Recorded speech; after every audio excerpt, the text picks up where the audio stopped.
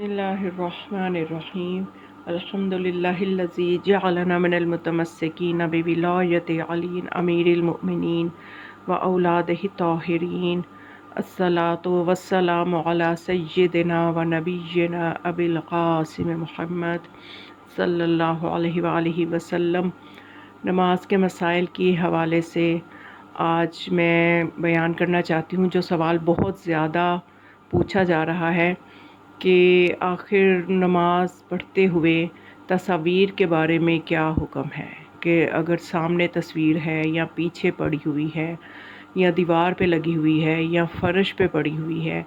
या किसी पर्दे पे जिस कमरे में नमाज पढ़ रहे हैं उस पे तस्वीर बनी हुई है या लिबास के ऊपर आजकल इस किस्म के लिबास आ रहे हैं उनके ऊपर जानवरों की परिंदों की तस्वीरें बनी होती हैं। तो इस हवाले से मसाइल पूछे जा रहे हैं,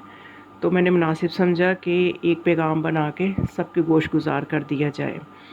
तो ये बहुत अच्छी बात है। नमाज की अहमियत के पेश नज़र मसाइल को सीख के नमाज पढ़ना, ताकि हम अपनी इस इबादत को सही तौर पे अंजाम दे सकें। तो इन मसाइल का सीखना ज़रूरी है। और वैसे भी इमाम मूसा काज़िम अलैहिस्सलाम की बहुत खूबसूरत रिवायत है बहारुल अनवार में, जिसमें इमाम अलैहिस्सलाम फरमाते हैं तफ़क़्क़हू फ़ी दीनिल्लाहि, अल्लाह के दीन के बारे में गौर व फ़िक्र करो, तफ़क़्क़ुह करो, यानी अहकाम फ़िक़्ह को सीखो। फ़इन्नल फ़िक़्हता मिफ़्ताहुल बसीरा, कि ये अहकाम फ़िक़्ह का सीखना जो है ये बसीरत की चाबी है। व तमामुल इबादा, और इबादतों का इत्माम है, यानी जब तक मसाइल और अहकाम पता नहीं होंगे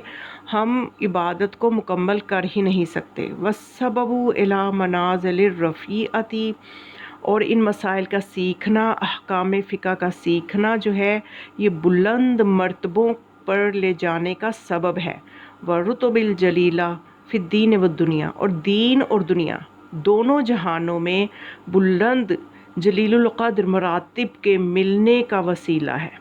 व फ़ज़लुल फ़क़ीही अलल आबिदी, इमाम फरमाते हैं कि एक फ़क़ीह की फ़जीलत एक आबिद के ऊपर इस तरह से है का फ़ज़ल शम्सी अलल कवाकिब, कि जैसे सूरज की फ़जीलत सितारों पर, यानी सूरज जो है हाकिम है और सितारों की रोशनी की कोई हैसियत नहीं है सूरज की रोशनी के आगे। तो इसी तरह से एक आबिद की इबादत की वो फ़जीलत नहीं है जो एक फ़क़ीह की फ़जीलत है कि वो अहकाम दूसरों को बताए। यानी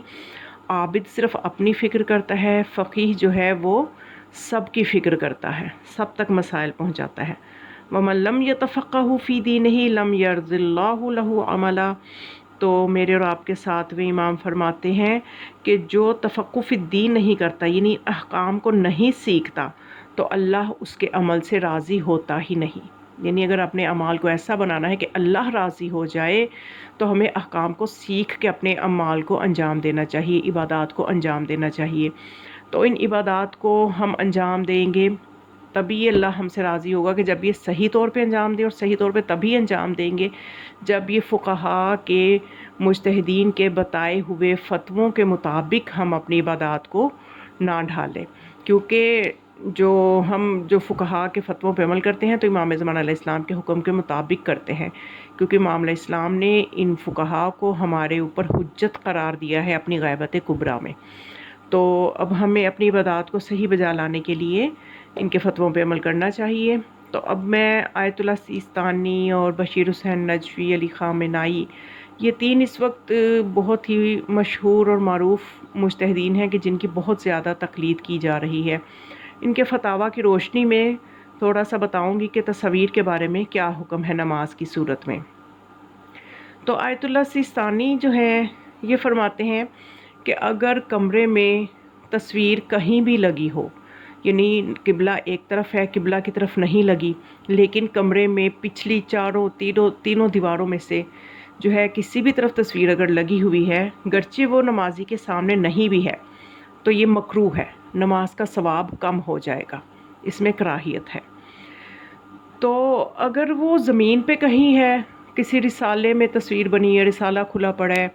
या वैसे किसी की तस्वीर जो है वो ज़मीन पे पड़ी हुई है, एक तरफ अलमारी में पड़ी हुई है, तो उनकी बात नहीं है, بلکہ وہ تصویر جو ہے کہیں آویزہ ہو، لگی ہو، دیوار کے اوپر لگی ہوئی ہو، تو چاہے وہ نمازی کے پیچھے ہی ہو، پشت کی جانب ہی ہو، تب بھی نماز مکروہ ہے آیت اللہ سیستانی صاحب کے فتویٰ کے مطابق۔ اور اس کے علاوہ جو ہے کوئی مجسمہ اگر پڑا ہوا ہے کمرے میں تو بھی مکروہ ہے، اگر کوئی مجسمہ پڑا ہوا ہے۔ اگر وہ چھپا ہوا ہے، یعنی اس کے اوپر کوئی کپڑا دیا ہوا ہے یا وہ مجسمہ الماری کے اندر ہے، تو پھر کوئی حرج نہیں ہے۔ لیکن اگر وہ اوپن ہے اور کہیں پہ رکھا ہوا ہے کسی الماری میں اور ڈھکا ہوا نہیں ہے، تو تب بھی نماز مکروہ ہو جائے گی۔ لیکن تصویر کے لیے یہ ہے کہ وہ دیوار پہ لگی ہوگی تو تب مکروہ ہوگی۔ اور تصویر کے بارے میں بھی یہ ہے کہ تصویر واقعاً کسی جاندار کی ہو، انسان کی، پرندے کی یا جانور کی۔ اگر کوئی کارٹون ہے کہ جس کو کوئی جان ہی نہیں، وہ اصلاً کوئی زیرو ہی نہیں ہے، جیسے کارٹون ہوتے ہیں یا کوئی کھلونے بچوں کے اس طرح کے ہوتے ہیں کہ وہ کسی نہ تو انسان کی طرح ہو کہ کوئی انہوں نے کاپی کی ہوتی ہے، نہ کسی جانور کی طرح کہ بس بچوں کے لیے کچھ ایسی چیزیں بنائی ہوتی ہیں جو کہ ذی روح نہیں ہے، خارج میں ان کا کوئی وجود نہیں ہے، تو ان کا کوئی حرج نہیں ہے۔ البتہ ایسی تصویریں جو ذی روح کی ہوں، کیونکہ دیکھیے جو ہے نا، ایک جو ہے ٹیکنیکل تعریف میں آپ کے سامنے بتا رہی ہوں، بت کس کو کہتے ہیں؟ بت کی اگر آپ لغت میں دیکھیں تو تعریف یہ ہے کہ ذی روح کے بت کی تعریف یہ ہے کہ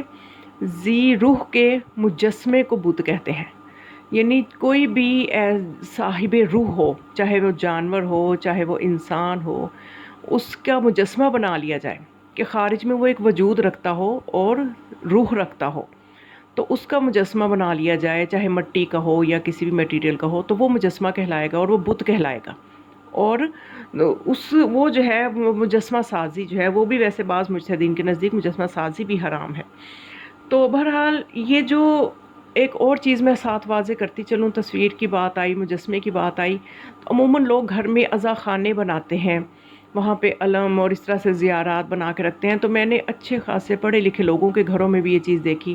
کہ انہوں نے مطلب وہ جو عزا خانہ بنایا ہوتا ہے وہاں پہ ذوالجناح کی چھوٹی سی ایک مجسمہ جو ہے، چھوٹا سا مجسمہ بنا کے رکھا ہوتا ہے۔ تو یہ غلط ہے، کیونکہ ذوالجناح جو ہے وہ ذی روح ہے، واقعاً ایک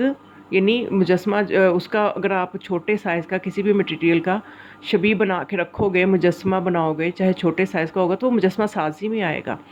اور پھر آج کل تو بہت بات آگے بڑھ چکی ہے، میں نے اپنی آنکھوں سے دیکھا ہے، مختلف جگہوں پہ جانا جب ہوتا ہے تو باقاعدہ سجدے کیے جا رہے ہیں زیارات کے آگے، تو وہاں پہ وہ مجسمہ بھی ہوگا۔ تو پھر یہ بات کہیں کی کہیں بڑھ چکی ہے اب تو، لیکن اس کو بہرحال ان چیزوں کو سمجھنا ضروری ہے کہ ہمارے مذہب کی، ہماری عزاداری کی توہین نہ ہو، اور اس طرح سے یعنی جو ہے نہیں کرنا چاہیے۔ اور پھر یہ امام بارگاہوں میں، مساجد میں، گھروں میں آیت اللہ ہیں، مجتہدین فقہا ان کی تصویریں لگائی ہوتی ہیں، خاص طور پہ امام بارگاہوں میں، وہاں تو نماز پڑھنا ہوتی ہے، تو وہ بھی اس سے اجتناب کرنا چاہیے، کیونکہ وہ تصویریں جب وہاں لگی ہوں گی، بہت سے لوگ ایسے بھی آئیں گے کہ جو آیت اللہ سیستانی صاحب کی تقلید میں ہوں گے، تو ان کی نماز مکروہ ہو جائے گی، بجائے اس کے کہ وہ وہاں آ کے زیادہ ثواب حاصل کرے، ان کا ثواب پہلے سے بھی کم ہو جائے گا۔ تو بہرحال ان چیزوں کو سمجھنا ضروری ہے۔ تو اس کے علاوہ تصویروں کے بعد میں ایک اور چیز میں واضح کر دوں کہ ائمہ معصومین علیہ السلام کی تصویریں جو ہیں وہ بھی بنانا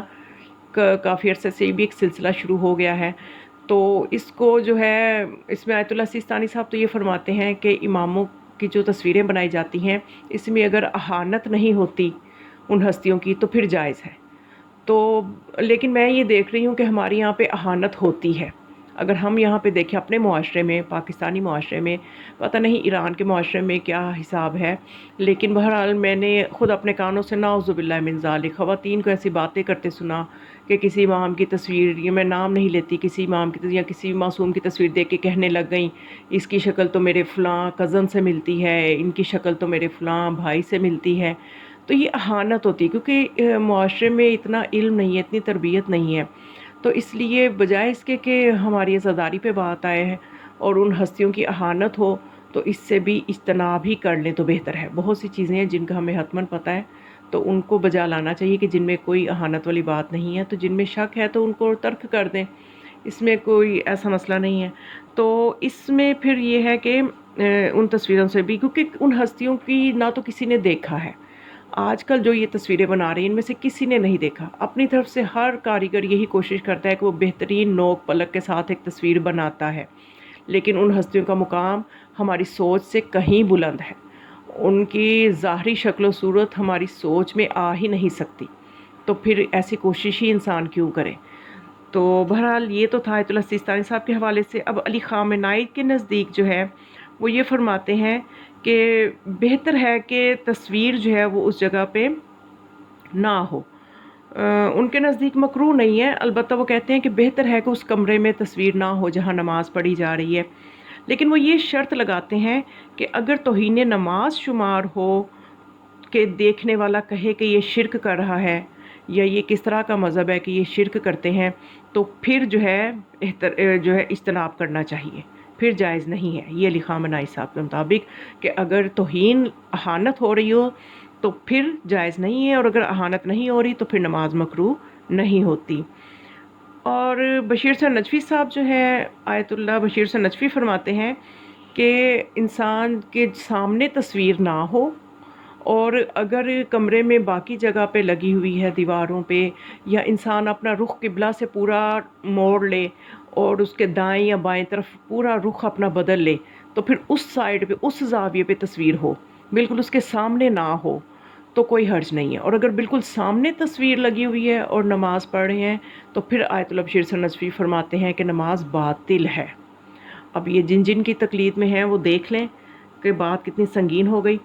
तो बहरहाल अब ये तो थे मुज्तहिदीन के फतावा, और वैसे जो है बेशक खुदा जो है जिसके लिए नमाज़ पढ़नी है वो हमारी शह रग से भी ज़्यादा नज़दीक है। तो लेकिन ये एक जो है जिस मुआशरे में इंसान रह रहा होता है, इबादत कर रहा होता है, तो अगर वो इस तरह की चीज़ों का लिहाज ना रखे, लिबास पे तस्वीरें बनी हुई हैं या सामने तस्वीर है या कमरे में तस्वीरें हैं, तो इस तरह के माहौल में अगर नमाज़ पढ़ें जो कि दूसरे मसलक जो है उनके नज़दीक